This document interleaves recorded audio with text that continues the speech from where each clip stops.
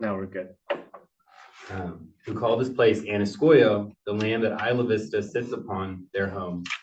We are proud to continue the tradition of coming together and growing as a community. We thank the Chumash community for their stewardship and support, and we look forward to strengthening our ties as we continue our relationship of mutual respect and understanding. Now, I would like to move on to the consent agenda. I'll move approval of the consent agenda. Second. All right, we have the motion by Topliff and the second by Deschler. Is there any public comment on this motion? I see none. So I will ask for a roll call vote on this motion. Director Aguilar, Yes. Topliff, Yes. Grant, Yes. Craig, Yes. Schulz, Yes. Deschler, Yes. Craig. Oh, I call Craig. All right, thank you. This motion passes. At this point, I'd like to move on to the public comment period. Any member of the public may speak on matters within the subject matter jurisdiction of the board of directors that are not on the agenda. The board will not take action on any item not on the agenda except as provided by law. Is there any public comment at this time? Yes. So summer is almost done and over with. And summer's a great time to make observations of Isla Vista, particularly traffic and mobility and stuff like that. And my favorite place to do so is Cozy Coffee there on the corner. You know, every morning I'll go there and grab a hot chocolate, grab a bagel or something. And the conclusion of my observations is you're going to have to put a traffic signal on that intersection. That intersection, I've counted a number of I'm not going to call them near misses, more like near hits. Near miss is kind of a contradictory term, but there's a lot of, you get cars that are going down Pardal, which doesn't have the stop sign, but they stop. Meanwhile, you got bicycles coming up behind, you know that there's no stop sign there, must ram into the back of the car. You know, you get people yielding to the traffic going up and down, north and south on Embarcadero and Del Mar. So, but with the traffic signal, it's going to have to also come enforcement, which is something that we've talked about with the parking issues. You know, you got to have the enforcement there as well. So that's going to be a different topic. But my observations yield that you're going to have the county.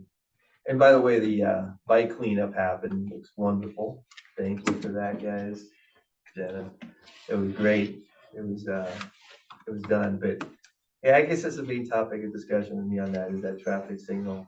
You can recommend to the county to put something there that would really be helpful. The other alternative I can think of is just turn Pardal into a no car type of thing. You're going to get a lot of resistance from a lot of the business owners on that. So you got to weigh the options on this one, pros and cons. So that's it.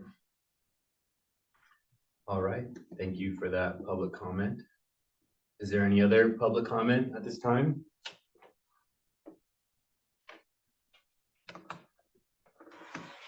All right, thank you for those comments. I'll move on to our discussion action items. We have item 4.1, move out 2024 report. All right, I'll turn it over to Jenna to report on how move out went this year. Do you want me to come over there? You can- Okay, I'll okay. scroll for you. All right. Hi, everyone. So just a really simple report on how this last move out went.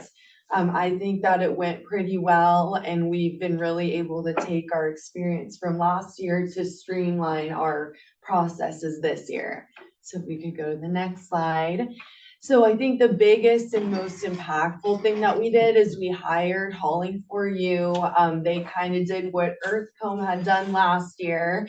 They are a local Goleta company. That's something I love about them. And they actually ended up bagging around 442-gallon bags of trash during move outs.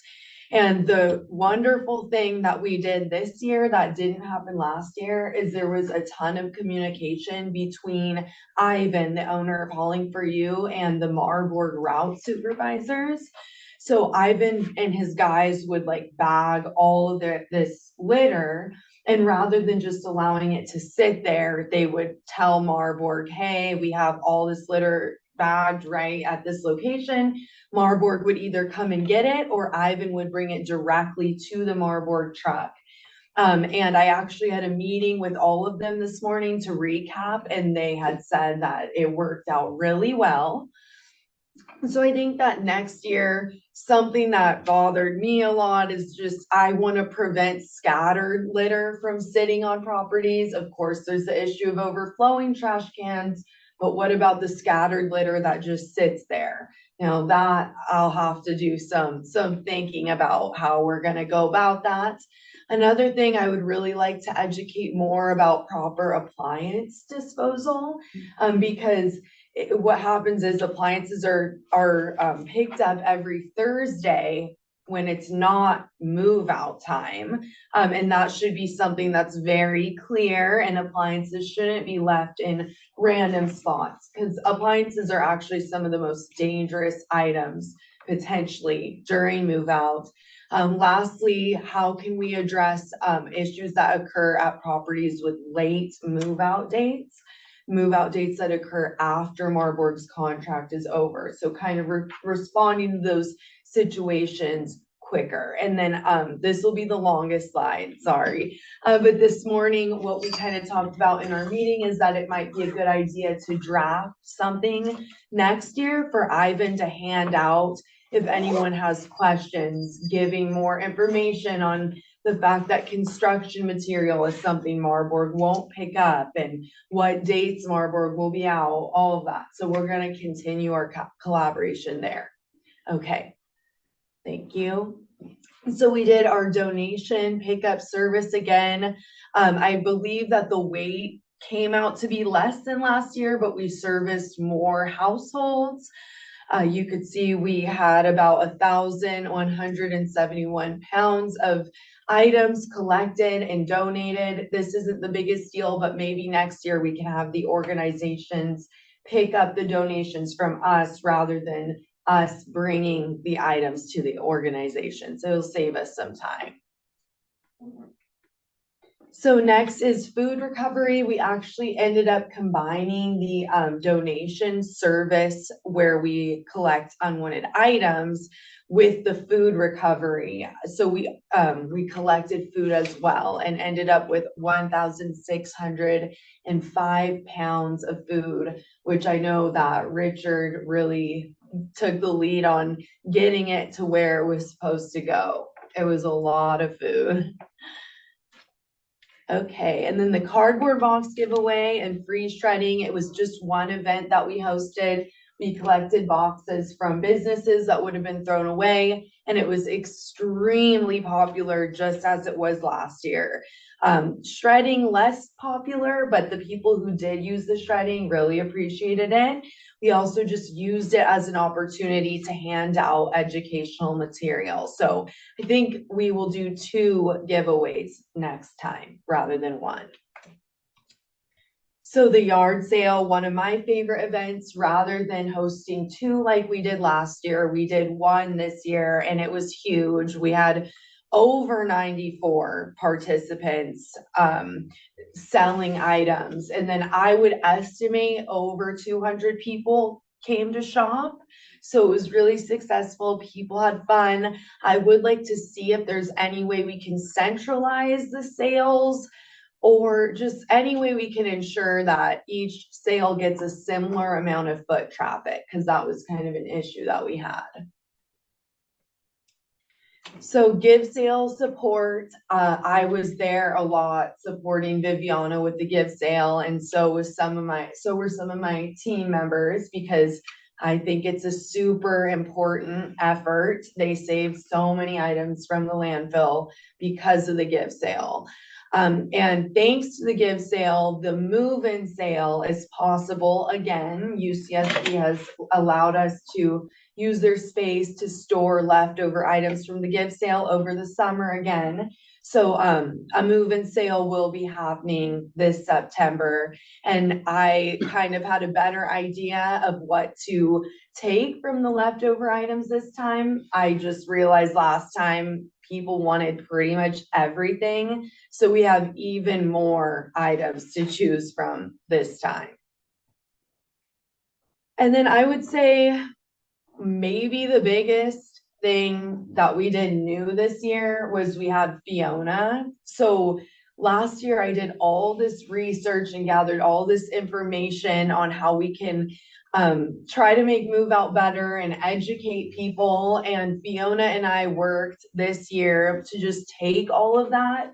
And she made some amazing Instagram posts that we're going to be able to use year to year. So we made it just more of like a campaign, a uniform campaign, trying to get it in everyone's heads what our goal is here.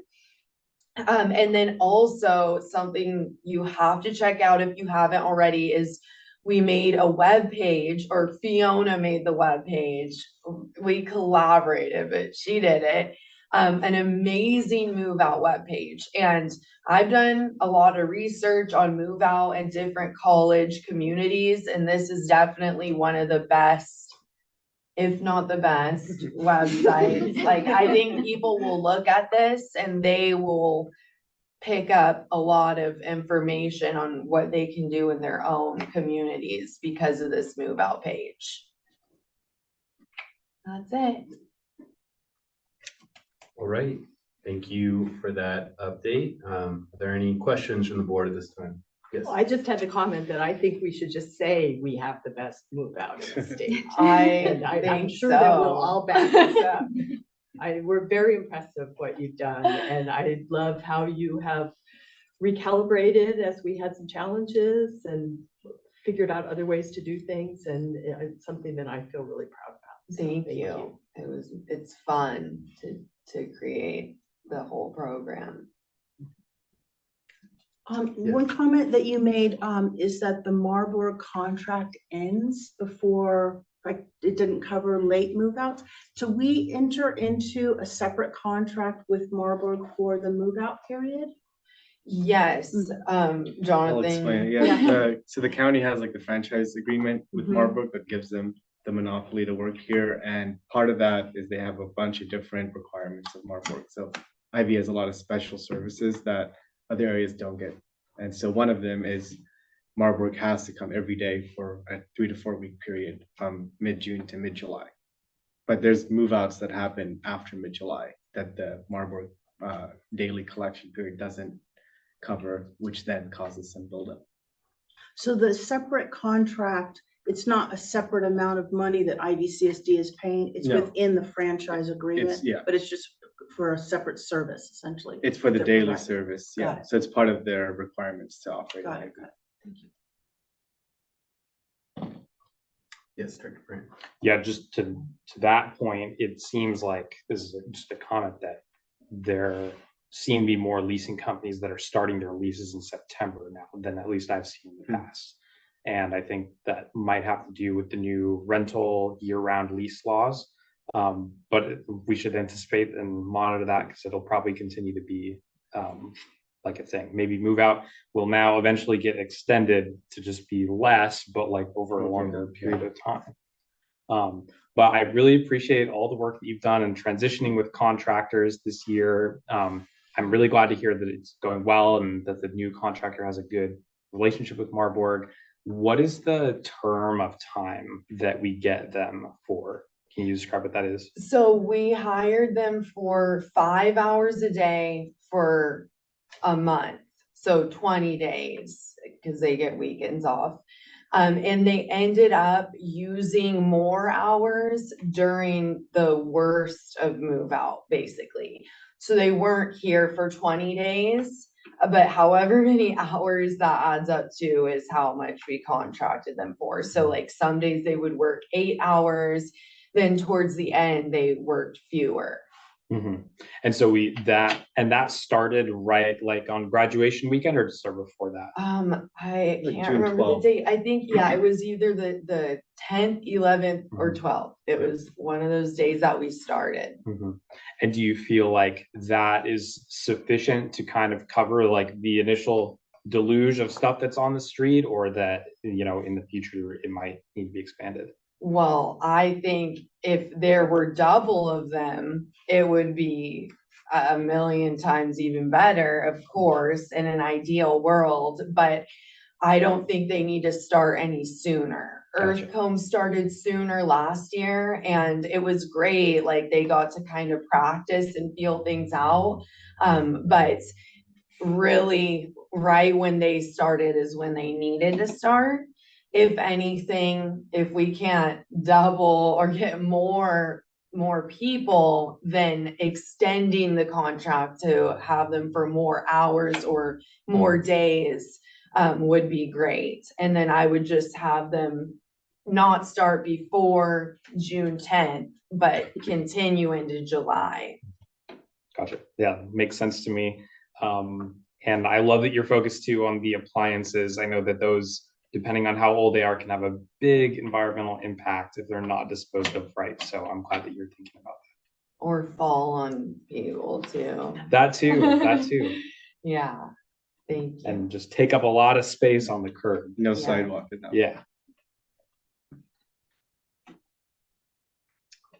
All right, thank you, board members, for those questions. You all took my questions. That's great. We'll open this up to public comment and questions at this time. Is there any public comment? Yes. So I have to say, let me begin by saying that in my 37 years of living in IV, this is the cleanest, the most efficient cleanup that has happened. Last year was good. This year was exponentially better. The issue of the scattered litter, though, I know what you're talking about because we were standing there talking in front of the apartments in the corner of Pardal and Camino Pescadero. And you have two levels of scattered litter. One is big furniture. We were looking at mattresses and stuff there and couches and stuff. And then you've got small things like appliances, microwaves, things like that. One possible solution you've got, oh, and by the way, Hauling for You did a great job. They were on the job. I was gonna say 24/7 they were on the job. I mean, those guys were out here every day at the weirdest times. I was like, but I was gonna say for scattered litter, maybe a recommendation would be to get a secondary firm to come in like Earthcomb.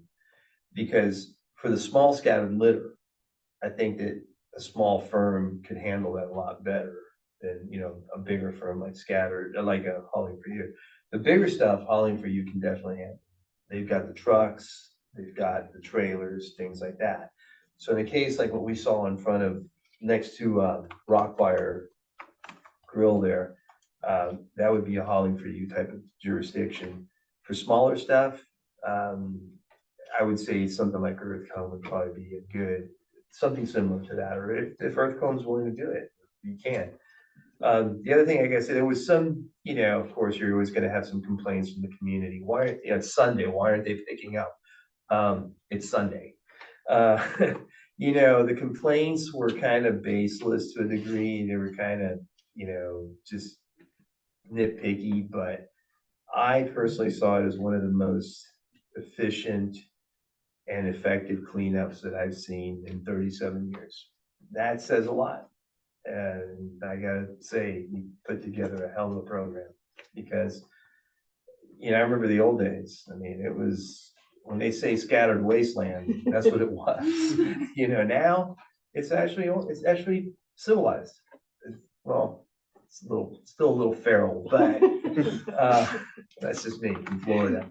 But no, it was great. And I think that the model that you're establishing is a very, it's a model that can only improve. It was great, but it can get better. So thank you for what you guys did. It was really, organizing it. It was money well spent, very well spent. As far as the late move outs, I gotta say one thing about that.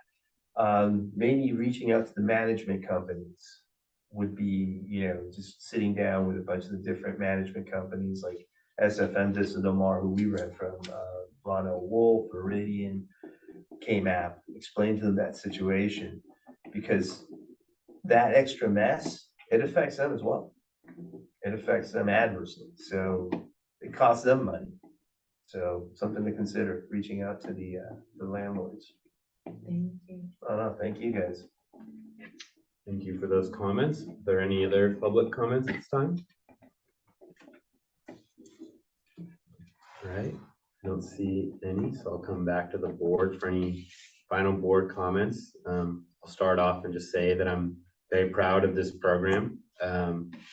It's incredible that we haven't been doing this as a community until recent history. And it really makes me feel proud to hear from a local resident who has decades of experience that we are improving things. This has always been an issue that I've observed, but never thought, how do we fix this? And then now we have a great set of employees who came up with a genius idea of how to fix this, how to build community engagement from the solution, how to keep residents' pockets not too strapped for move-in. I'm just really happy with this program. It's just such a whole loop of recycling and reusing and reducing, and yeah, it's great. So I'm really proud of this program. You've done an excellent job. That's my comments. Thank you. Yeah. Can I have one more thing, just really quick? Yes, Nope, you can't. you can have No, one more thing. your time. Another thing, keep the fix it fair going. That made a difference. Keep the fix it fair going. And that's where you come in at with the center. So that's the other thing I would say. Thank you. Yes, Director Brandt. And one more thing, this is a question just to kind of piggyback on Henry's point, because I think you bring up a really good point about the smaller piles of trash. So I don't know if this is for Jenna or for Jonathan, but do we know if IVRPD's Adopt a Block program operates during the move out period at all? Are they a partner on any of this? I'm not sure if it does. I mean, because it's mainly not sure. volunteer based. And so that's why we hire an outside company. Our employees couldn't work during this time either. Mhm. And so we have Yeah. employees and they can work. They're using volunteers, so it must be harder to get. Yeah, think so they even if they are. Yeah. Then, yeah, few people are available. Gotcha. And okay. And I'm assuming all the money that they spent on it, does it go just into the volunteer coordination, or? I couldn't say. You for might not sure. know. This is Yeah. probably a better question for them, but it just got me thinking about, are there ways we can backstop the smaller issues? And Ivan did do that too. It's never ending. But Ivan definitely did do that. And in my presentation particularly, I was talking more about the small pieces on private property. And of course, that's a whole different thing. But yeah, just because, of course, if a trash can's overflowing, it can be picked up, but then what about the little pieces? They make a difference. That's what I was talking about. Obviously, we can't go on to their property. But yeah, Ivan does pick that kind of stuff up when he sees it.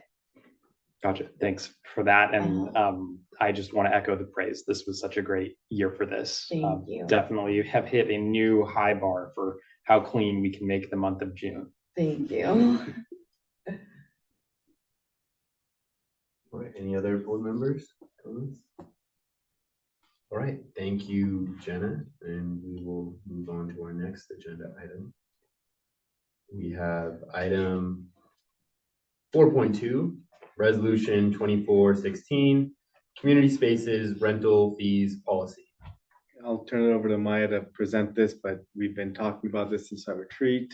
Our policy committee's gone over this many times now, and so we have a proposal for the board. Yeah, I can talk through it. Can we put it up, like the triangle up? Yeah. That would be helpful.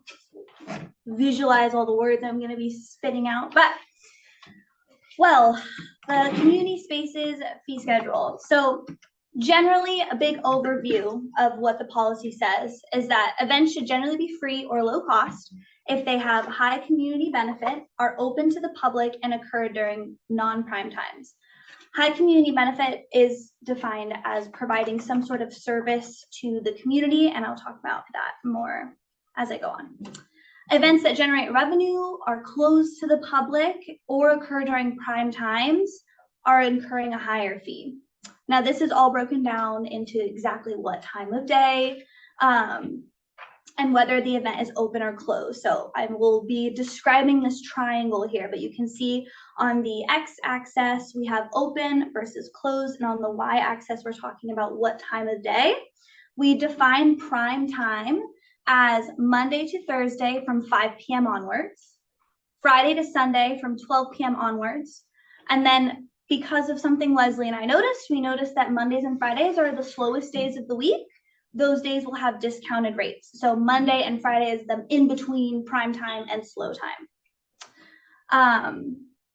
So looking at this matrix, if it is a slow time and open to the public, the event is free or low cost. Anytime you see a slash, that means a sliding scale is available. And I will talk more about how you can apply for a sliding scale in the next slide, or scroll. Yeah, slow time, open to public, free or low payment. Slow time, closed to the public, free or low payment. Mondays and Fridays, prime time and open to the public, low payment. Mondays and Fridays, prime time, closed to the public, low or high payment. Prime time and open to the public, low, high. Prime time, closed to the public, high. The triangle. I'll need about 10 more minutes. Yeah, yep. To process this. The triangle is easier to see because you can see, like, based on what time of day, what square, I divide them as different zones. So there's zone 1, 2, 3, 4, 5, and 6. And based on the events, we'll categorize them into a zone. So what is high and low pay? You might be wondering. High pay, $25 an hour for the room and $20 an hour, or $25 an hour for the center, $20 an hour for the room. Low pay is $10 an hour for the center and $8 an hour for the room. So the room is always a little bit cheaper because of the size and capacity. Setup and cleanup times are included in this total. So if you need a lot of time for setup, then you'll need to plan to pay that as well. All right, let's talk about sliding scale payments though. Okay, so number 1, local IV residents are eligible to apply for sliding scale. So like families, low-income households can all apply for a sliding scale payment. So that means if your zone has a low/high box, you can apply for the low payment, or low/free, you can apply for the free payment.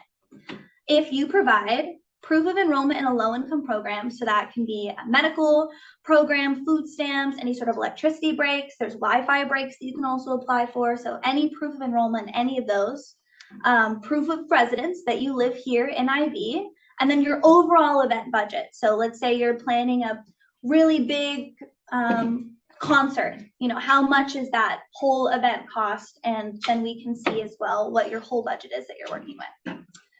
Other things that are eligible for sliding scale exceptions are nonprofits and local businesses.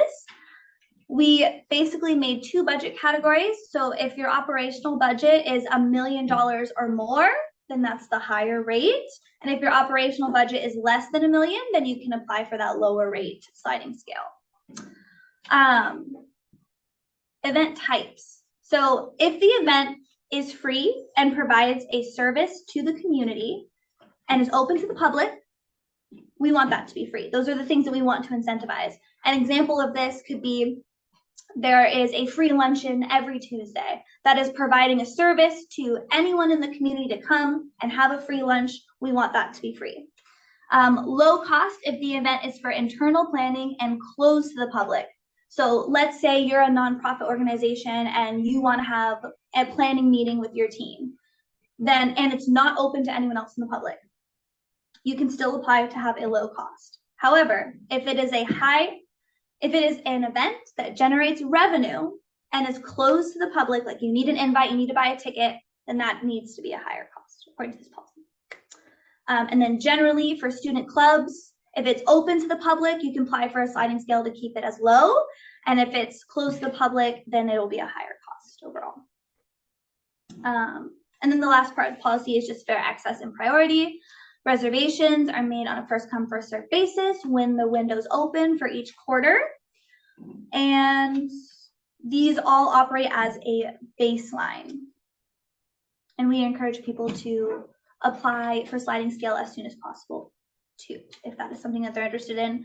I'm right now actually looking at a guide that will be walking people through this whole process. We are going to have a whole education plan as well. There'll be workshops where we can talk through this with people. People can ask questions. We'll have a video on our website because I know it's a lot and it is a big change. So I do think it's going to take some time to walk their community through this process and make sure everyone understands what is expected of them and what we can do to help them.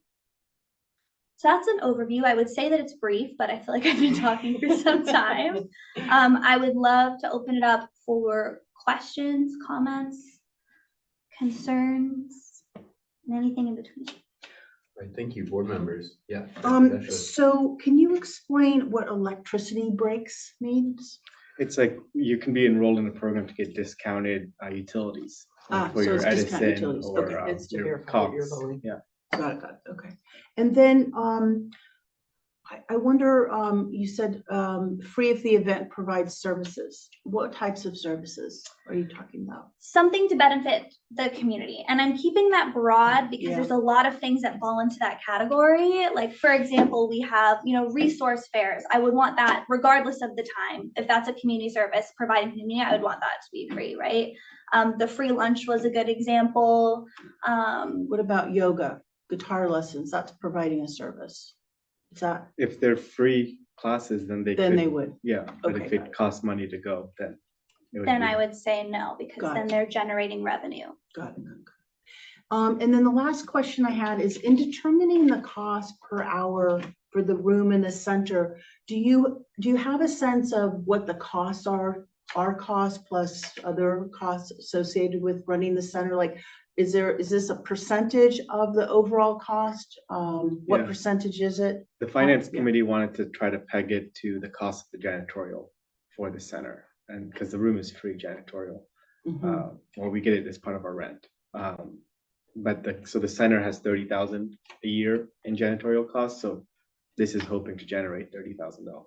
These different costs based Mhm. upon past usage? Yeah. When you Mhm. categorize how people have used the room? Yeah, we Got it. categorized last year, January through June, using these zones Uh-huh. with no fee waivers. For half the year, we were able to come up with that amount. So I'm assuming that with full sliding scales in place and a full year, these will generate that amount. And then who is the person who's making the decisions and seeing people's personal information on the proof of enrollment low income program? It would be me and Leslie. It's you and Leslie? Mhm. So both of you guys are doing that? I would say for sliding scale, that'll probably be something that we discuss, especially in the beginning. Yeah. And part of this is going to cost a little bit more work to process this, but we're also in the budget that's next proposing for Leslie to go full-time in September. That'd be part of it. So basically, these costs are targeted directly to janitorial. So it's none of staff costs, electricity cost, nothing like that. Yeah, I think the finance committee just wanted to find a number Yeah. to start with. Yeah. And the janitorial, it's the number one thing people seem to like about the space sometimes is how clean it is. Mhm. And we do spend a lot of money to keep it clean. So that was the idea to start with, since we didn't know, like, where do we start? Yeah. Got it. Cool, thank you. Any other questions at this time, from board members? Any comments from board members at this time? Director Brandt? I had just, Kirsten kind of asked this question, but I had the same question. In looking at this earlier today and the pyramid, the community center pyramid, I guess we'll call it. I actually just went through all of the examples that you had shared with us over the retreat and tried to say, okay, what does it look like based on the description? It's limited information. What does it look like it would fall into? Based on what we know about it. And so one of the things that came up was, I think, the same thing Kirsten asked. So what is the definition of a service? Because, I guess I'm thinking how would it, if I'm a large local business that wants to hold like a event to launch a new product or highlight a new service that I'm providing, and maybe as a part of that, I have like a face painting vendor. Like, does that count as a service? I guess is what I'm asking. I look at these things trying to think of like, how would someone game The the system? loopholes, Yeah, right? yeah. Yeah, I mean, that one I would say no, because they are doing it to promote something they're gonna be generating revenue from.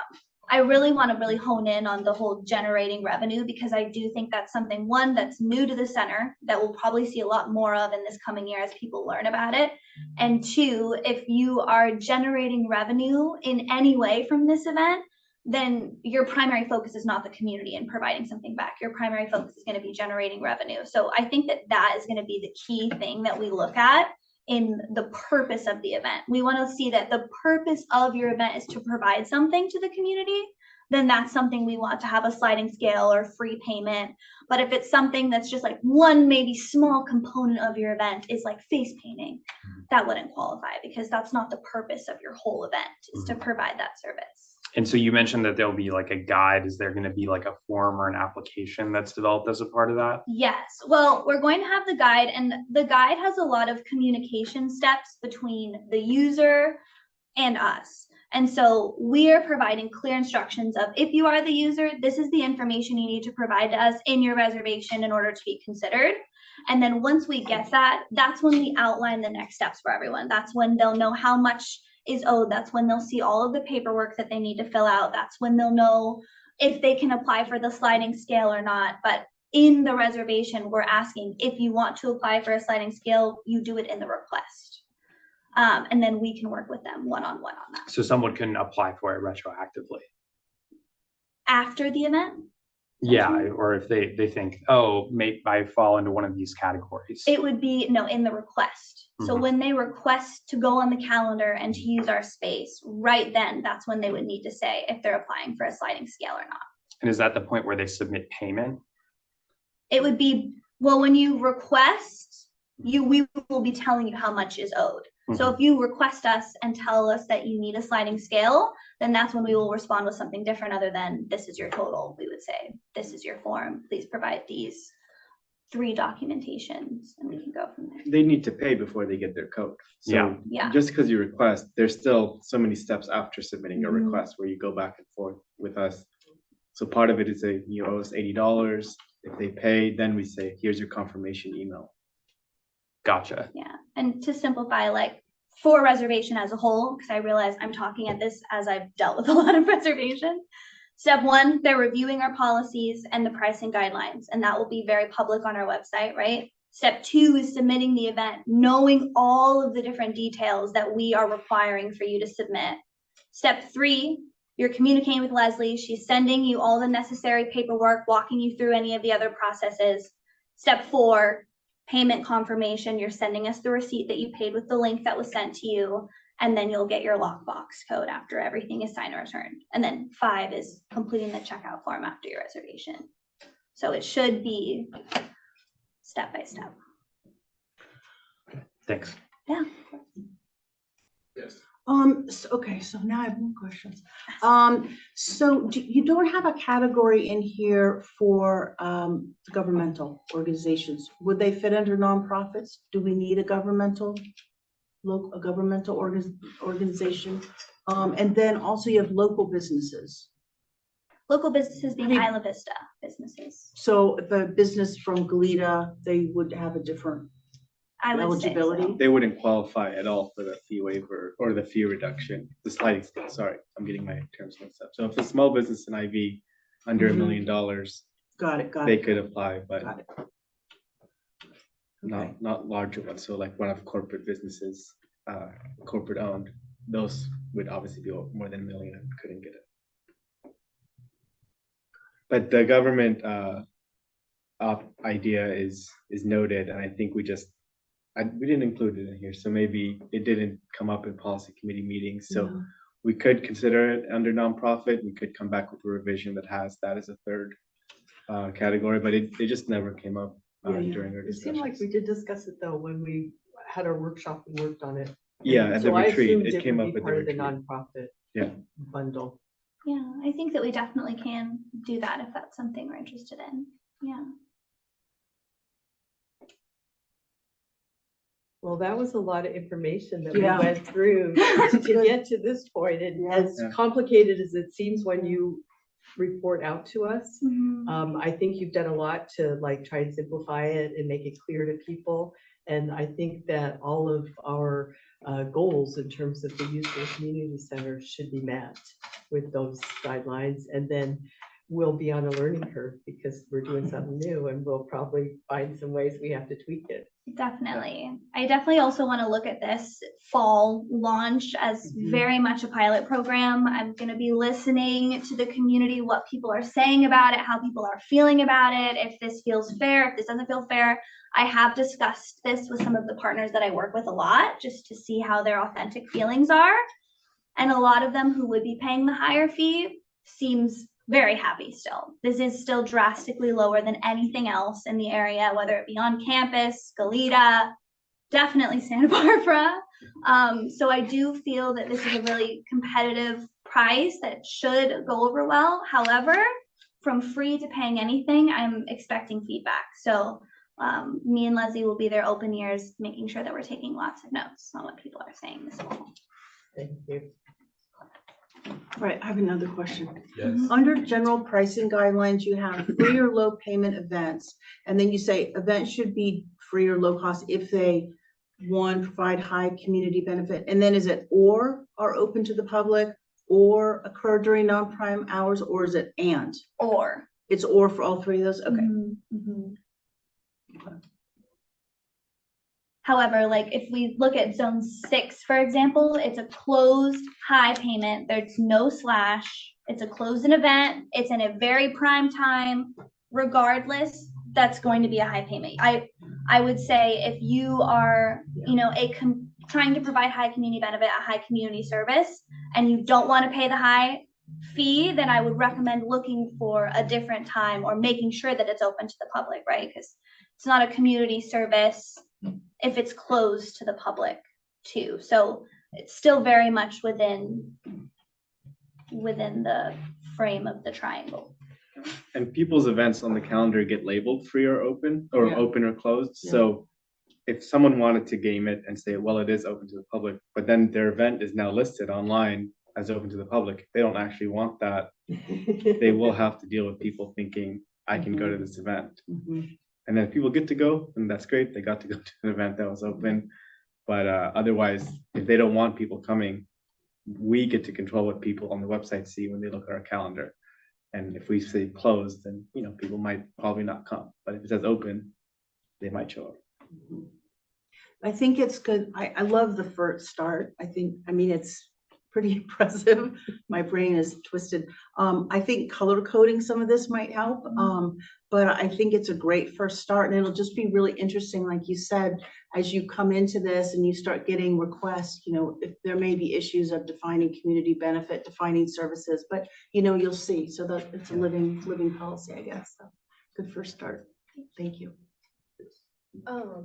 This is also, so if someone had an event that was free and like open to all community members, but had a limited number of signups, would that be open or closed to the public? Like if you had to sign up beforehand, because they could only handle X amount of people.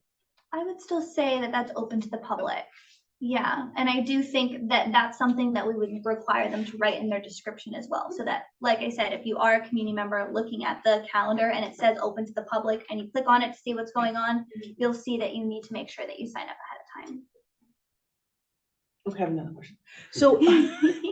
So, it made me think about when you were saying game the system. So if there's an open event, you all will actively be promoting this as an open event, right? Yeah. Okay. We have a That's very newsletter, funny. you know, we Yeah. have a weekly Instagram post that Yeah, lists yeah. the events coming up to attend. Which is a great benefit. So, I mean, to these.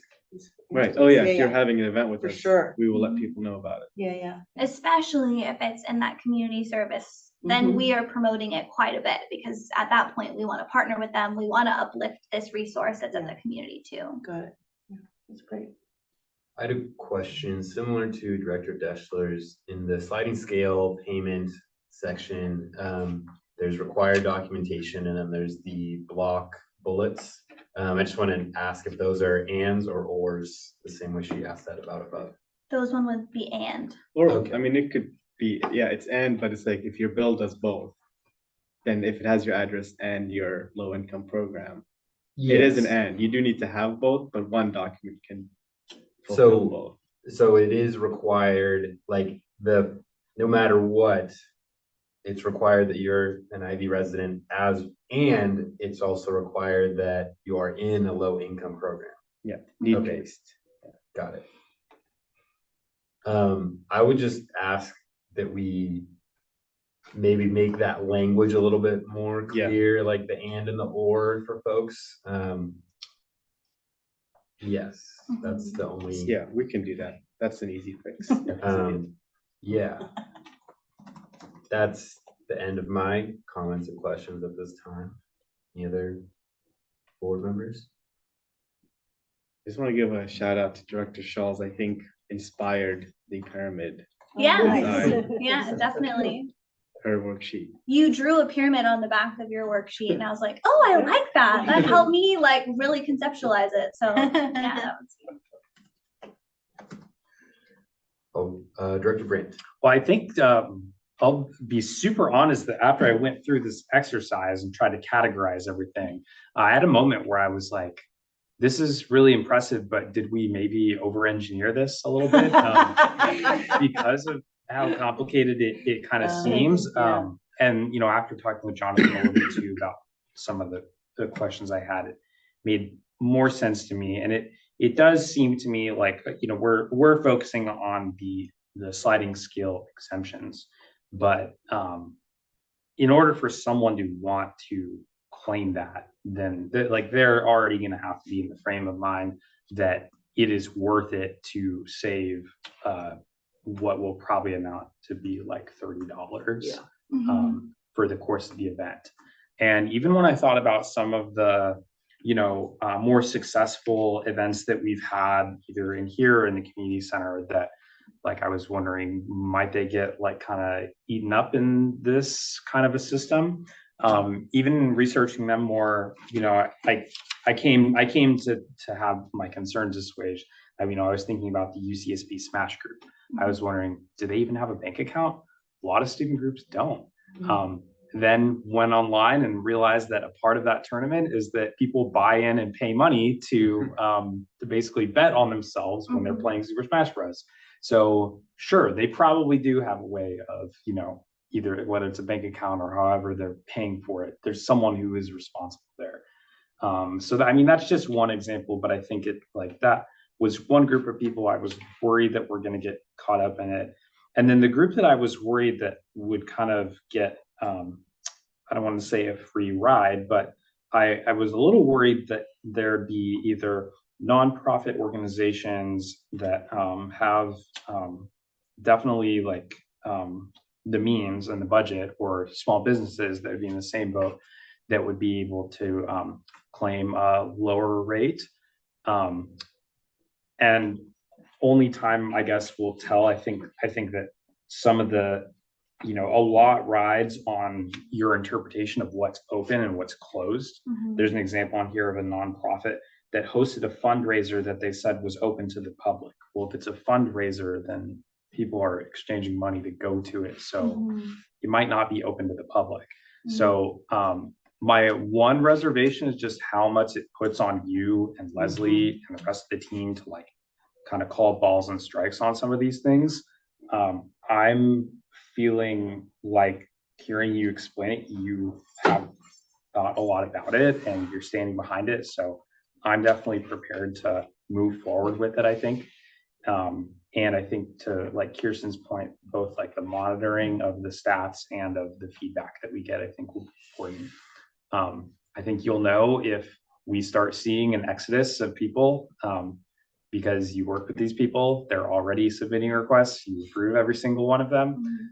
So I'm confident that you'll be there to know if there's an alarm bell going off, and maybe be able to correct course once we get through a quarter and see how things are going. But I think, this is a big step, right? It's the first time that we really set fees for anything that we do. So I'm impressed with the amount of just brain power that's gone into this, and thank you, policy committee, for wrestling with it. wrestling with the pyramid.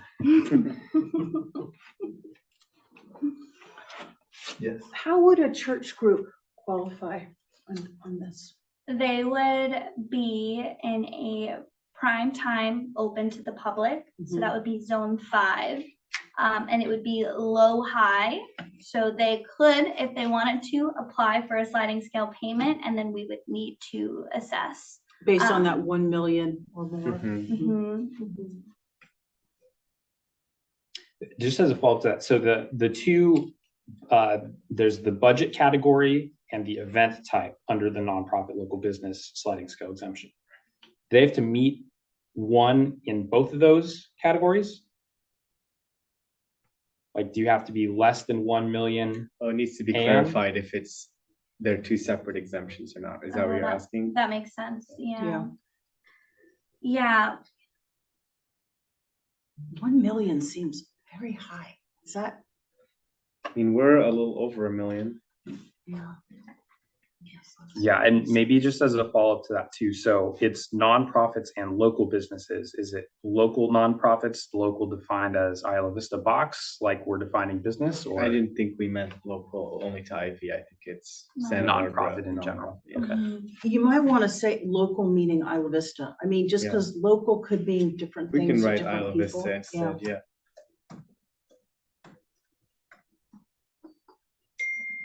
but yeah, glancing at this, we definitely need to make it more clear on those two, but I do think that it would be one from each of the categories.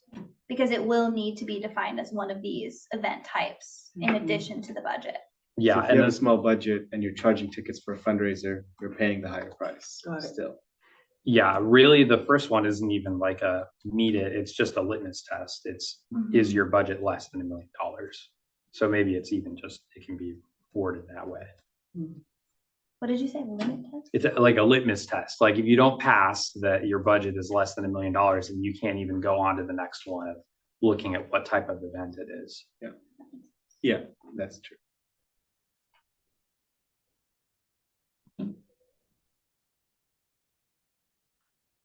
All right, I'm gonna open this item up for public comment and questions at this time. Is there any public comments or questions? Yes, so you mentioned community benefit. And one of the biggest community benefits that I can think of in that right off the bat. So the no paid party ordinance happened, back in, it took effect in February 10th. And I noticed that some of the promoters or production companies, for lack of a better word, that used to throw some of those events at apartments are now using the event center. And I've heard nothing but good reports about it. Good security, good turnout, good vibe. That's a community benefit because, it's something that's needed. It's a good outlet and it kind of promotes cooperation between local government authorities and these promoters. So, if you talk about a community benefits, it's already taking effect and helping the community out. It's definitely that. I would have to say, I mean, it's a weird tangent to go on. But I've been known to go on weirder tangents, but anyway, I think that it's something that's definitely kind of diffused that situation. And, the scope of the event center has gone beyond what it was in the past. So awesome job on that. And it's definitely helping the community out a lot. It's putting things in a centralized area where there's notice, there's attention, very few problems. And everybody that I've talked to that's gone to those events, whether it was RXR Productions or Eco Garage, Screw Magazine, and stuff like that, they've had great events. Everybody has said nothing negative about it. So good job on that. That definitely helps the community out. That's great for me to hear too, because I also ran pricing ideas through one of the production companies that I work with that does want to do like the paid events, and made sure that this cost felt really good to them and is still drastically below anything else. So I feel very confident that those will continue to happen in the space. I'm gonna add to that, you're probably gonna need more of you're gonna have a high demand. Mhm. I promise you that. We're anticipating, yeah, we're anticipating. We've even had some groups come and try and warn us and give us a heads up of what's to come. So we're ready. We've got our list of things that we'll walk through with them, and I'm glad that we're able to provide a safe space for Good. that. So thank you. Thank you for those comments. You want to make sure you don't cross any HIPAA guidelines. Mhm. For this within the collective information that you may not broadcast. Mhm. Mhm. Thank you. Good point. Yeah, I was actually thinking about that question. Is it a visual inspection of documents or are we keeping copies? I prefer not to keep copies. Yeah. Yeah. So, I'm wondering if that's actually a really good point, if maybe we do it through like DocuSign, because I think DocuSign doesn't save things, and then we can view them and then it goes away after we've confirmed that we've seen it. we can work that out, the Yeah. operations where we don't store anything. Yeah. Be a Zoom meeting, share Mm. screen. Mhm. Mhm. Yeah. Yeah, I'm sure you'll figure out a way. That's a good point. Thanks for bringing that up. Thank Art. you. All right, thank you for the public comment. I'll come back to the board. Director Brandt. I had one more question I forgot to ask, which is, can you talk about how you promote the opening of the scheduling blocks for when they come available for the quarter? I will say it's a new thing that we're trying to figure out. I'll be transparent there. But what I'm thinking is we're still in the process of redoing our community calendar webpage specifically, and I want to make it super clear there first. And I think with all of the new community spaces stuff, with the fees, we're doing something with insurance right now. There's a lot of things that we're changing. I think we're going to need a big announcement to the community on that alone, where we have like a workshop where we have people come talk to us, where we'll publicize that, probably an Instagram post, probably a constant contact press, all the things. So I'm assuming we'll do like a big education launch with that coming up. That being said, there's new people every quarter or every year, right? So I'm thinking just making sure it's super clear on the website for the reservation process so that you'll know right away. I think we only approved the date opening policy 3 or 4 months ago anyway, so it's a newer Yeah. thing. Yeah. And you'll see, I mean, even in the fall, there are reservations that were made before the policy even. So it's kind of an interesting time because there is stuff on the calendar, but it's not open yet to new things since the policy. So we're experiencing a little bit of growing pains, I would say, but I think that we're gonna have to learn from the community during this time. Awesome. Well, keep us engaged for how we can help with spreading that news when the blocks do become open, because Definitely. I want to help. And last comment was that when I went on and just even looked at events that are on the calendar next couple of weeks, was super impressed at how many just private birthday parties that there were from local I think it's the residents. whole There's summer. one It's like almost every four weekend. stacked. Yeah, every week Yeah. is almost like weddings or something. So yeah, that's super cool. And I'm really excited. And that is one thing that I'm going to be watching. Probably, I don't want to say the most, I'll be watching everything, but that's one thing I want to make sure stays happening and that is consistent.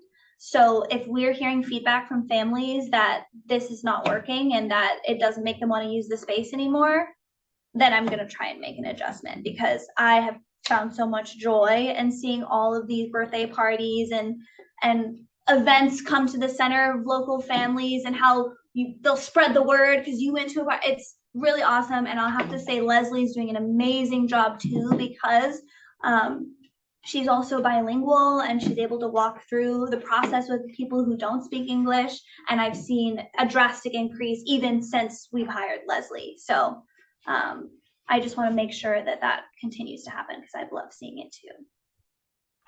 Thanks.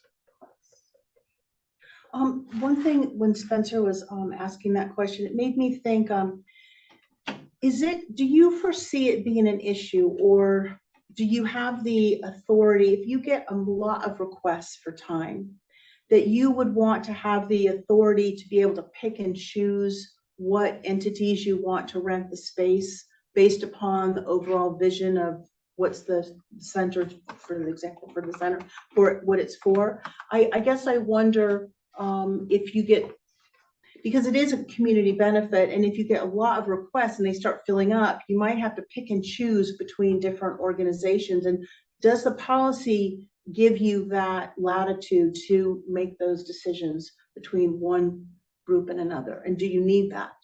I will say there is a prioritization policy in place. I'm trying to remember what Yeah, policy it it's was under. passed in the At the last last. round in like May. We did say Yeah. first come, first served. You did, yeah. There is, Interesting. and there is like, if, let's say, two people request at the same time, how do we pick between those two? Yeah. Then there is a list of qualifications that we look at, Right. and like, a lot of it has to do with community benefit. Got it. It all draws back to that. However, I will say, in the past, before people paid for reservations, if there was something that gave an astronomical community benefit versus an event that is maybe reoccurring and happens all the time, I would often ask that person in the reoccurring event if they could change dates and times. We would provide them options and try and move them so that we can have that in the space. And with these paid reservations, I don't think that's going to be able to happen, because if you pay for your reservation at this rate at this time, Right. you will not be convinced to move it regardless of what it is. So I do think that's going to cause some newer issues that we haven't experienced in the past. That being said, I really want to work on educating our partners and the people putting on these types of events that do provide those benefits to get things in as early as possible, to make sure that they know when the reservation window opens so that they can be the first one to get the space, so that hopefully we don't run into those. Yeah. But yeah, anytime there's a last minute event and we try to accommodate them by moving things around, I just don't think that'll be able to happen anymore because of this. So it will be a change.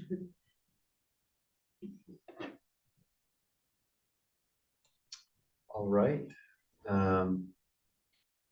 Is there a motion from folks on this resolution? I'll move to adopt the resolution. I'll second. All right, we have the motion from Topliff and the second from Brandt. Is there any public comment on this motion? I see no public comment on this motion. May I have a roll call vote? Director Aguilar, Yes. Topliff, Yes. Brandt, Yes. Craig, Yes. Schultz, Yes. Dashna. Yes. All right, this motion passes. Thank you, everyone. Thank you, Maya.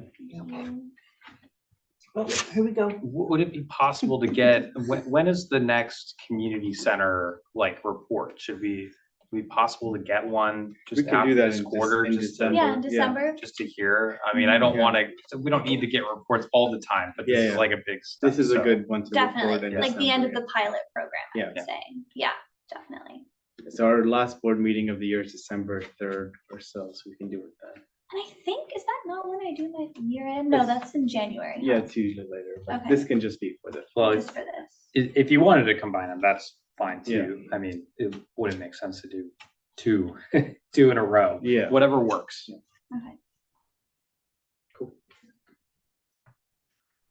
All right, thank you. We will now move on to item 4.3, budget hearing, consideration of fiscal year 24-25 district budget. All right, so it's been a long budget process, I'll say that, the most complicated one since, but we have put together, I think, a really solid budget. There have been significant changes since the June budget that we could not have expected to happen. So I'll go through that and I'll be happy to answer any questions. So I'm gonna, give a detailed presentation on the changes from June. So let me get the screen share up. So we had a good bump in revenue, in utility revenue for this fiscal year since the June budget. We had $40,000 that Southern California Edison had neglected to pay us for 3 years. And so that is coming in one lump sum in July. It already is in our account. So that's a one-time allocation. It is going to be part of the budget, but it's noted as it's a separate one-time revenue. That, however, that like slightly adjusted our revenue projections. It's adjusted the 23-24 revenues. So that adjustment got taken into account. And then we also had Goleta West Sanitary District. This just happened on Saturday. So they send us the charges they charge their users so that we can assess the sewage tax. And their charges came up 30,000 higher, or the revenues that we were collecting came in 30,000 higher than last year based on what they're charging their users. So that was a $70,000 increase in revenue since June alone.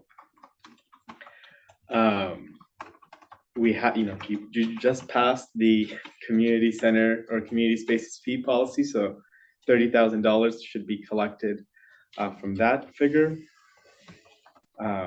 Like before, this is unchanged. We plan to complete our negotiations with IVCSD for the contribution for $440,000 a year, and then our projection on sales and sponsorships is still the same at $8,000. And finally, what's changed is the use of fund balance. So we had previously been planning to use $100,000 of our fund balance. Now we only have to use $53,000 from our fund balance, and $10,000 additional for our mediation program. So that's the changes in revenue since June. Then in terms of changes in expenses, it's across the entire budget. So I'll explain it separately, which is we were able to bring back the funds for the community center extra help. Oops, Can I just interrupt you Yeah. for a sec? Could you just tell me what you're looking at, which page you're looking at? I'm on page, I was using my personal spreadsheet, but I'm gonna be on page now 4, or sorry, 1, 2, 3, page 5 and 6. Okay. Yeah. So we were able to bring back the community center extra help staffing costs, and as well the operations staffing costs, and $1,000 for community center equipment. So those were cuts that you had seen in the June budget that we were able to restore. Some new costs that were included in this budget. And again, they're up and down. Some of these, like our merit raises that apply to the whole salary budget, our COLA was included. We added in a budget for the bathrooms on DP that hadn't been in the budget in June. It now is in the budget. We added budget for our bike maintenance and our shed. That's right here on page 5. So we had these costs across the budget, but now we put them all in one place, and some of them are higher than originally planned. We put in costs for the election. This is still on page 5 here. So $7,000 is what we paid in 2022. Tomorrow we'll know what the candidate, if there will be an election for our district and if we need to pay this or not. But we won't know until tomorrow at 5 p.m. We added in costs for move out advertising, which we hadn't had in yet before. We finalized our costs for janitorial, which bumped them up. And finally, we added in costs then on page 6 for the vending machine, the health and wellness vending machine that's coming to the community center. Finally, a new cut that was made since the budget was approved in June is the collections budget for the compost collective. So the service from door to door to pick up food scraps, that's eliminated from this budget now. So that was a $20,000 cut from what was approved. Can I just make a comment? Yeah. It's very hard to follow, and I don't know what the highlighted sections is, and I don't have page numbers on my document, so it makes it really hard to track. I don't know what the highlighted numbers are. Those are the cuts and Okay, additions. that Yeah, would be that's helpful what to know. that's what I'm going over. It's the Okay. cuts and additions. Sorry. That's okay. So we cut the collection service from the compost collective in the finance committee. Besides that, I can go over now. I'll scroll next to there's no page numbers. I apologize. On the PDF, it's page 14. It's the fund balance. We have right now $498,000 in our undesignated fund balance and $1.9 million as our whole fund balance. Next year, we plan to end with 1.9 million, so minus 67,000 essentially. And we'd still have an undesignated fund balance of 217,000 next year. So it's a better budget picture than before. Previously, we had thought our fund balance, our undesignated, would fall below $100,000. So it is in a better position now than it was before, and it gives us more flexibility for the future. So I'm not sure what just happened. My screen blocked out. That's it. I wanted to go over some other additional information, which is included in the budget letter. In terms of our spending, our community programs is 41% of our budget this year compared to 28% last year. That's because we put community engagement in the community programs department. Public safety is staying about the same at 16%. Public works, which is Ivy Beautiful, move out, and the restrooms is 10% of spending. Parking and housing are under 1%. We don't know yet what we're going to do with the parking program. We do have 300,000 in reserve for the parking program, but it's not in the budget because we don't have the details yet of what we would be doing with this. And then finally, operational costs are 30% of the budget without including community engagement. We made cuts everywhere, but we also were, we were judicious with the cuts. We're using about the same from our fund balance as we did making cuts. So we made $67,000 in cuts net, and we are drawing 53,000 from our fund balance to make the budget balance. So it is a better outcome than before. That's it. I can go into more detail, but the budget letter has, an overabundance of detail of what every line item is, what it's spent on, the changes over the years. But I'm not gonna go over each of those details at this point since we presented it before. All right, thank you for that update. Are there any questions from board members at this time? Yes. The Goleta West Sanitary District, the 30,000, is that one time or ongoing increase? Ongoing. Ongoing. So the Edison, not, but this. Yeah. Yeah, okay, got it. And then can you just talk about the community compost collector? Because we had a discussion about that before, and I just want to find out what the budget committee, how they addressed.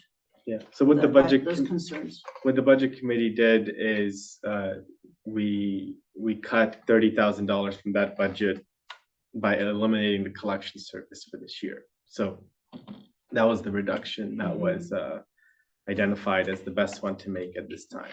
So we'll still have funds to run the compost sites and to sell the compost, but we cut the free door-to-door collection service since it seemed like it was a lot of money to spend on, a small benefit.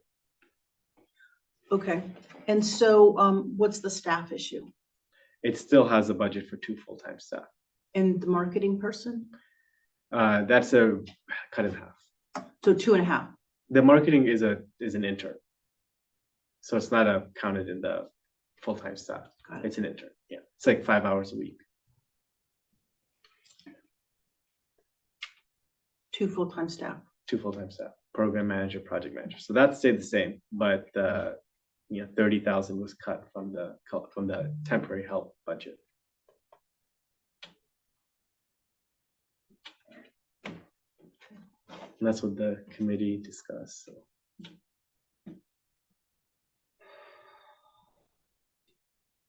All right, I'll ask Director Brink. Go ahead. Can you go over, so last year we were in a position where we were deficit spending.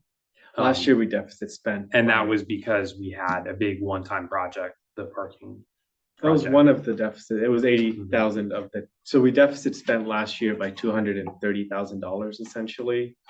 80 some thousand of it was the parking and mobility studies. You can say like more than 80,000 since we added the mobility pivot into that.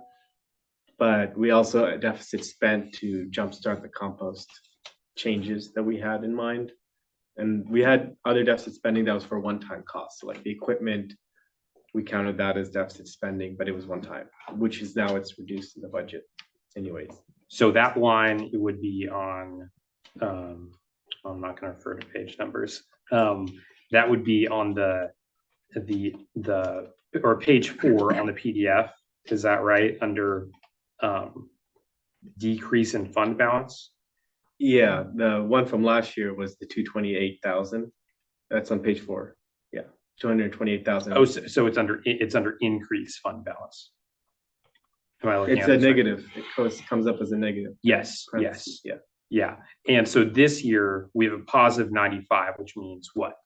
Well, that just means we, in the budget, we count the use of fund balance in the revenue side. So the 95 is that we just didn't allocate the last $95. But we are using 53,000 from our fund balance. So we went from 228 to 53 Yeah. in this budget. Yeah. And then I think when we went over in finance committee, I think that that the difference between what you presented in June and where we're at now, I think you said was $100,000 that we were planning on deficit spending that we're not Yes, because of new revenue and more cuts. 47,000. 47,000. Yeah. Okay. Yeah. I guess we could have, yeah, we added some new costs. That's why, like the election cost, the full janitorial cost, the bike maintenance cost. So we added some costs back in July, but then we had a lot more revenue come in. So it equaled out to using 47,000 less. Okay. Thanks for that. I just wanted to highlight that because I think that is a significant change from where we're at last year. Yeah, there's less And, cuts. Yeah. Well, and I mean, there's less cuts than there were in June. But I mean, in some areas, there's more cuts than there were in June. Some Right. areas, there's less cuts. But just in general, where we were at when we adopted the budget last year in terms of how much deficit spending there was, we're in a much different place. Yeah, a fourth of the deficit spending is last year. Last year's 230, now it's 53,000. So we are using way less fund balance. Thanks.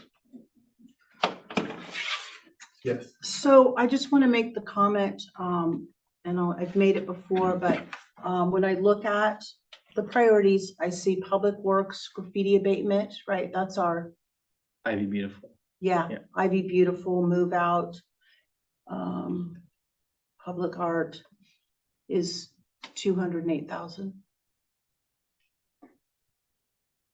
The compost collective is 243,000. Right? Yeah. Yeah, I just want to make that point. Something that I think is so much more important to Isla Vista, the entire community of Isla Vista, is the public works aspect, the beautification, and to be spending less money on that than on compost collective.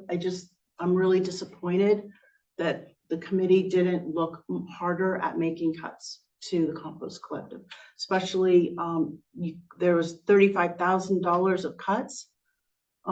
But when you look at it's only 15,000, I guess, because of pay increases. Yeah, that Right. affected the whole organization. But yeah. Yeah, so it's net $15,000 of cuts.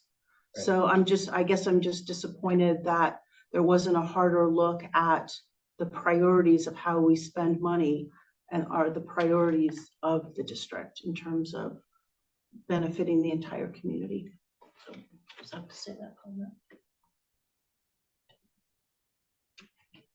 Dr. Brand? Can I ask a clarifying question to that? So when you look year over year, it's 15,000, but didn't we all vote for a big restructuring that added a bunch more money to this program midway through last year that affected that number? The 259 includes the full cost of the restructuring. So what it's minusing from to get you to 15,000, it includes the restructuring. It's the full cost of the restructuring. So you're saying the 243 is the full cost of the restructure? No, the Or is that only 259. half a year of the restructure? No, the 259, which is the 243 is being minus from. Mhm. that's the full cost. That's last year's budget. So that includes 2 full-time salaries. But, and I guess the point I'm trying to make is that last year with the amount that we spent on it, we spent half a year under one level of service. It was almost the whole year. It was like September. Even still, that's like 3 months Yeah. of a program. So I guess I don't want to characterize it as,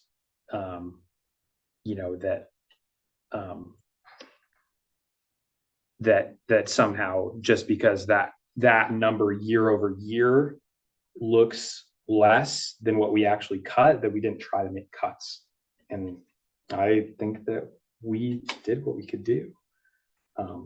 And the way that the numbers changed because of the restructure that we all supported going in midway through last year does impact that.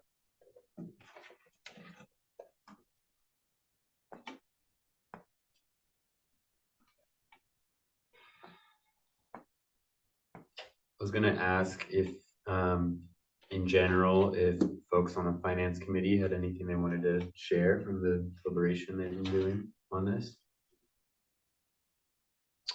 Well, I would say that it seemed like our staff did a lot of work to deal with our budget realities, and Jonathan certainly did an awful lot of work to do accurate predictions about what our revenues would look like. And I think we had a few little surprises, but he did just an enormously successful job at having a clear picture for us through this whole process. So I don't feel like we had any major swings or surprises. And then, just the attitude from all our staff about really looking deep for ways that they could cut the programs and still provide good service to the citizens, I thought it was really a lovely experience. Totally agree. I think you say it very well. And I mentioned this during finance committee, but I know this has not been a fun budget year. This is probably our first like non-fun budget year that we've ever had to deal with. And I just really appreciate the grace that you've showed and the ownership that you've been willing to take of the process to actually try to say, these are the things that we can live with losing, and these are the things that we really got to protect to be able to serve the people that we're all trying to serve. So thank you for your engagement in that. And I certainly understand your feelings about the Compost Collective, and I'm glad to hear you voice them and have it be part of the discussion. But personally, I do feel like it's a very important program for us, and I feel like Isla Vista has a very important role as being an incubator for good ideas that all the many people who pass through this community take out to the world. And I think the Compost Collective is really thinking about enhancing their role in education as we get away from some of the expenses of collection. Just working with them over the last year and a half to really hone the science and mechanics of their program to have it be efficient and also create a really high quality product, I think is something that I personally feel very proud about. And, I would like to continue to see them grow and develop. I'll just say, I hear what you're saying. I just don't agree. And I just think I think that the Compost Collective, I don't agree with the amount of money being spent. I think the Compost Collective does amazing work, and they're great community benefit, and they're teaching and training people how to be good stewards of the environment and their waste and regeneration and all that. But when I look at spending $243,000 to that one program, and I look at beautification and move out and other programs that I think are more important. So, and I think Jenna is doing amazing work, and I hate to see her having to cut her budget to subsidize a compost collector, which I think provides relatively smaller benefit than beautification. So, you know, that's where I'm coming from. I'm not against the compost collective. I just think it's too much money. That's all. So, No, I think that's very Yeah. legitimate. yeah, so, yeah. Could I ask a question, non-compost collector? I wanted to ask about parking. Could you just talk to me a little bit about the parking budget and, in going and looking at our parking study and some of the recommendations that might come out of that? Have we set aside funds for that, and where is that? So it's on the last page, which is page 14. And that's where it says it goes over our fund balance. And it's not loading on my screen, so I can't pull it up on here, but under the assigned fund balance section, it just says parking 250,000. Oh, got it. And then there's 50,000 in our capital outlay. Got it. So we have 300,000 total for parking. 300,000. Got it. 3. Which I think is a very wise thing for us to do. Yeah, that's awesome. Thank you. Yeah, and a lot of the thinking behind that was we really want to show our partners that this is a commitment to us. Yeah. We've had the funds in the fund balance that we've known we're going to have a lot of these costs associated with parking. But I think the simple act of even just putting it in that specific account is really helpful. And even though 50,000 of it is still in capital maintenance, we know that there will be capital costs and lots of capital costs associated with the parking implementation. So, you know, I think we talked about the 50,000, but the total amount in that account is 98,000. So even that is not necessarily like a hard cap if we do find that there are even more capital costs associated with it.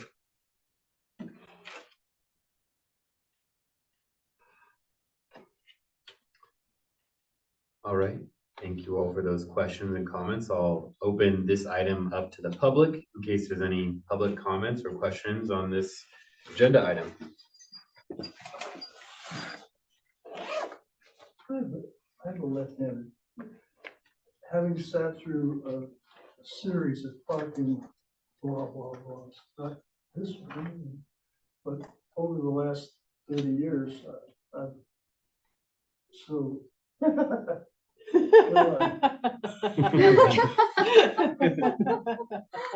Thanks for your optimism. Any of those comments? Oh, Arthur.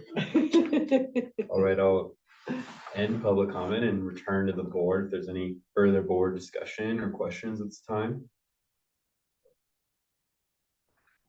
I'd like to Jonathan, thank you, and also the committee for all your work in doing the budget. I mean, it's super impressive. I mean, even though I'm completely overwhelmed by all the numbers, I just definitely appreciate how you try and make it very simple for me to understand. And I just appreciate all the time and effort that you all put into this, because I know it's a huge process and it takes a lot of work, and I appreciate your work. You always make us feel appreciated.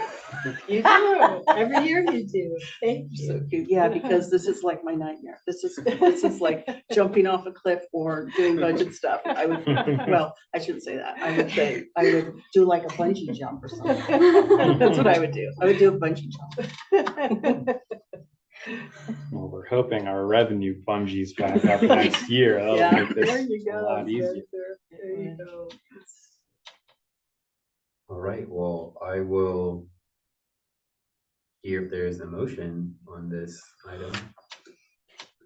Does this mean that once we approve this, we don't have to do budget stuff for a whole nother year? Until February. Oh, I have to move in support of this. I'll second. All right, is there any public comment on this motion? I see none. May I have a roll call vote? Director Aguilar, Yes. Topliff, Yes. Brandt, Yes. Craig, Yes. Schulz, Yes. Yes. And this motion passes. Thank you, everyone. Now we will move on to our reports section. 5.1, reports from members of the board. Do any board members have reports they would like to share at this time? Yes, Director Brandt. I had a chance to attend the Santa Barbara County Sheriff's 2023 Annual Awards, and I got to see two of our own law enforcement officers be honored. Lieutenant Tesla received the Meritorious Service Award, and in the speech that the sheriff gave, talked a lot about the lieutenant's work with community groups, helping shepherd through the ordinance amendment that came to our board and we supported in I believe it was November or maybe it was October. Time flies. And so I thought that was really cool. And additionally, UCPD Corporal Saray Rubio received the Medal of Courage, which is the second highest honor that can go to a law enforcement officer for brave feats of courage in the line of duty for her response to what ultimately began as an accident but ended as the death of Benny Shermer, wading through water on the cliff and getting to rescue his body, getting through the high tide. And I was just really moved and really proud of those two of our law enforcement officers. That's Yes. So yesterday I attended the City of Goleta Public Safety Committee. I wore two hats that meeting, UCSB, IVCSD, but anyhow, they were considering whether or not to implement parking restrictions in the City of Goleta for Halloween. And they decided to not have their restrictions in place for Halloween. And there was quite a bit of discussion on parking restrictions for Deltopia, and they will consider those restrictions at a later time. But there was a lot of conversations about the impact of Deltopia on City of Goleta streets, ways in which that they could address that. And they agreed that they would be participating in IV Safe meetings, and they would also like to be invited to any other pre-planning meetings for Deltopia, so that information that they gain from that can be reflected in their parking restrictions that they consider prior to Deltopia. For that update, any other board members? I'll report from our last Goleta Library Advisory Council meeting or commission meeting. We received a presentation about the library division goals in the neighborhood services program and basically just their strategic plan that's going on. So they're hoping to complete, the library is hoping to complete its strategic plan October 31st of 2024. Then there'll be continuing assessment of remaining policies, update as necessary. That's most of the work we've been doing. This will hopefully be done December 1st. There's going to be an ongoing partnership in their community center in weekly programming for seniors. Then they're also working on a program to make sure that all schools are providing access to library cards for all students. And then particularly for Isla Vista, establishing a new book van service plan if funding is identified. I could go into more detail here, but I'd rather not like waste folks' time, or not waste, but we can have that discussion later. I can share the documents with y'all. Their plan to complete this new service plan is July 1st of 2025. So if y'all have questions, I'd be happy to forward over the documents, or if you want to email with their library, the new library director, they're very helpful. And yeah, just an update that that's the timeline that they're aiming for. There's not really any discussion of actions or anything like that yet, but it is a timeline that they're looking at. If I had to ask questions. Yeah. So what is the service plan for the van for the coming year? Is it unchanged? It is unchanged. Okay. Yes. So I'll read the sentence specifically. If funding is identified for the continuation of the book van service in fiscal year 25-26, the service plan will be reviewed at that time. So they'll set up their budget next summer, and then they will be doing a review of what the book ban service will be. It was made clear to me that they will be talking with all different kinds of stakeholders, and that was their goal, was to talk to like a diverse set of stakeholders. So the commission, but also they're gonna be asking folks on the commission to recommend other people to talk to about the service plan for that 18 months from now, period.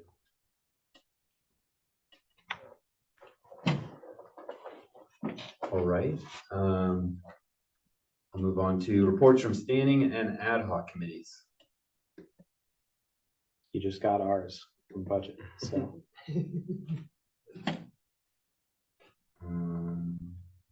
All right, I'll move on to report from district council. Yes, hello everyone. I just have a brief update. You all know Payam Mostafavi, who covered for me when I was out of the office a few months ago. I just wanted to inform you all that he has decided to leave Alshire and Winder, and he is moving on to a different firm. And so while he was only my assistant for a short term, I just wanted to let you guys know that it will just be me for a while. Good luck. You do it. Of course, yes. All right, thank you for that report. Report from general manager and staff. Yeah, I don't have a lot to report. It was the budget, working on the parking, finalizing the parking study this last 3 weeks, and the settlement fund issue has been the main uses of my time. The rest of our staff, I don't know if you guys have anything to report, but I do not. So because there are volunteer programs aimed at litter pickup that happen regularly during the year, but because a lot of people are gone for the summer, a lot of these programs aren't happening, and I'm low staffed during the summer too, so I saw a big need for litter pickup in the community. So from now until sometime mid-September, we will be doing a volunteer event every Tuesday from 11 to 2. And today was the first day, and we had 5 people come, which I think is great, considering that a lot of people don't even need hours right now. So they're kind of just coming because they want to. That is great. So you don't have staff during the summer? I do have staff, but it's very limited. Got it. Wow. Yeah. And the community engagement team is just full prep for fall. So we've been doing lots of website updates. We will soon have a full new navigation bar. So look forward to that. Fiona's doing amazing work there. We're having a lot of our informational posts to educate the community, ready for the fall. We're prepping for tabling, and we're also prepping for the launch of our community ambassador volunteer program. So lots of exciting things coming up in the map. There's also a newly created interactive map of everything in Isla Vista, from resources to food to houselessness resources and everything under the sun in between. Compost drop-off locations, waste safety, all in one map. So that's really exciting. We're hoping to publish that before the school year as well, and SBCC will also have access to that for their online portal as well. And a move-in web page. Move-in web page, lots of things. My brain is smush, but yeah. And in my world, I'm working on our very first employee manual. Super exciting. So exciting. It really is. I'm loving it. And then we have our first all staff training next week, where we're just going to go over a bunch of new policies and procedures and super fun stuff. It's gonna be great. Yeah. Oh, last thing, we are working with STESA right now to help with their new grant that they just received for Raise the Bar Education, where they're going to be doing a whole education program both in the bars downtown in Santa Barbara and then also in Isla Vista.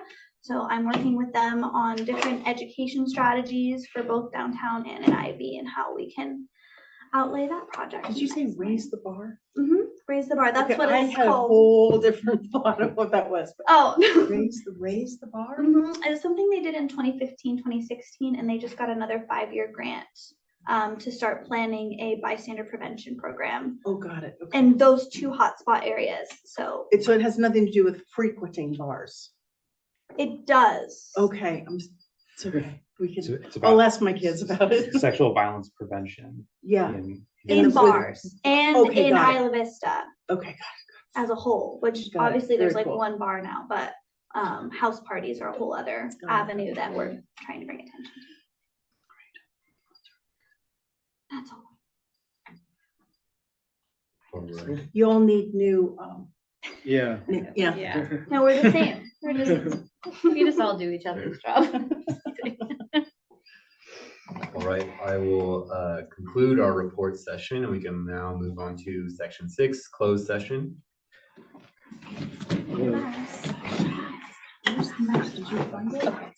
I was looking for it and then Maya said it's not Oh, it's not published yet. yet. But Okay. it, Oh, the guide? Yeah, the map. the map. Oh, it's not there yet. Yeah, Got it. no, I'm excited. But I'm happy to send it to you over email. Love a good map. Okay, Yeah. okay, we'll send it up. Bye, everyone. Thank you. See ya. Thank you. Take care. Bye, Thank you guys. very much.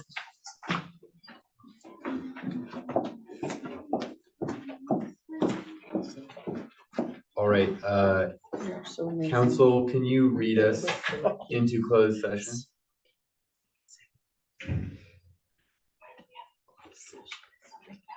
You asked. Okay, the board will meet in closed session under item 6.1, general manager evaluation pursuant to Government Code Section 54957B1. Thank you.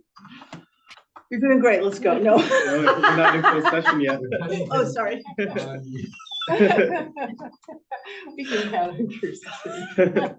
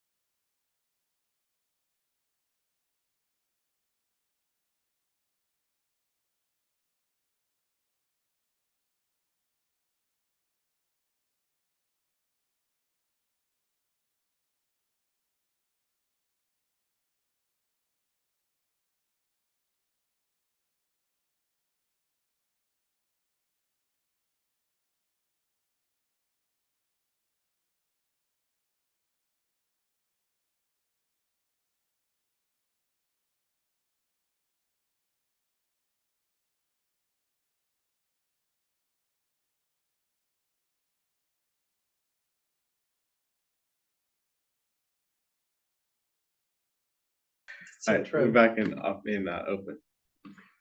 All right, council, can you read us out of closed session? Yes, so the board met in closed session under item 6.1, general manager evaluation pursuant to government code section 54957B1. A discussion was had and direction was given to staff. No reportable action taken.